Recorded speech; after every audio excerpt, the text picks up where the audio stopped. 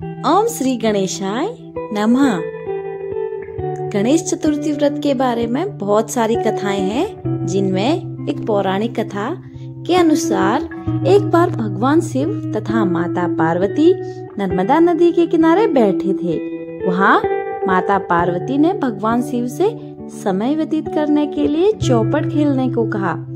शिव जी चौपड़ खेलने के लिए तैयार हो गए, परंतु इस खेल में हार जीत का फैसला कौन करेगा, यह प्रश्न उनके समक्ष उठा।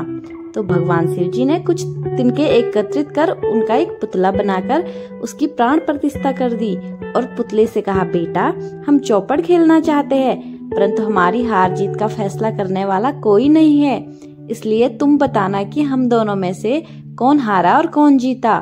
उसके बाद भगवान शिव और माता पार्वती का चौपड़ खेल शुरू हो गया।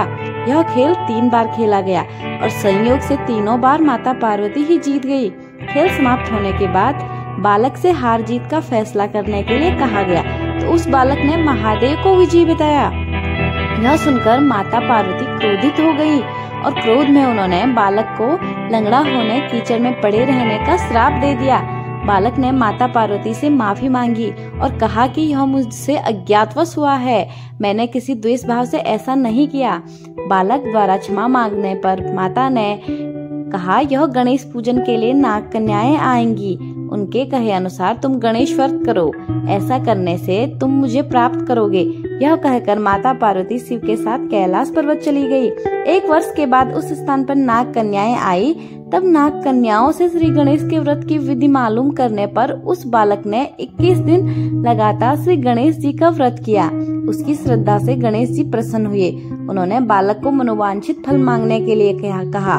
उस बालक ने कहा कि हे विनायक, मुझ में इतनी शक्ति दीजिए कि मैं अपने पैरों से चलकर अपने माता पिता के साथ कैलाश पर्वत पर पहुंच सकूं और वे यह देख प्रसन्न हो।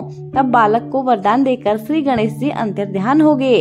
इसके बाद वह बालक कैलाश पर्वत पर पहुंच गया और कैलाश पर्वत पर पहुंचने की अपनी कथा उसने भगवान शिव को सुनाई। चौपड़ वाले दिन से माता पार्वती शिव जी से विमुख हो गई थी, अतः देवी के रुष्ट होने पर भगवान शिव ने भी बालक के बताए अनुसार 21 दिनों तक श्री गणेश जी का व्रत किया। इस व्रत के प्रभाव से माता पार्वती के मन से भगवान शिव के लिए जो नाराजगी थी वह समाप्त हो गई। तब यह व्रत विधि भगवान शंकर जी ने माता पार्वती को बताई। यह सुनकर माता पार्वती के मन में भी अपने पुत्र कार्तिकेय से मिलन की इच्छा जागृत हुई। तब माता पार्वती ने भी 21 दिन तक श्री गणेश जी का व्रत किया तथा दूर्वा फूल और लड्डुओं से गणेश जी का पूजन अर्चन किया। व्रत के 21वें दिन कार्तिकेय स्वयं माता पार्वती से आ मिले। उस दिन से श्री गणेश चतुर्थी का यह व्रत समस्त मनोकामनाओं की पूर्ति करने वाला व्रत माना जाता है। इस व्रत को करने से मनुष्य के सारे कष्ट दूर होकर मनुष्य को समस्त सुख सुविधाएं प्राप्त होती है। गणपति बप्पा मोरया। वीडियो अच्छी लगे तो एक लाइक जरूर कीजिएगा।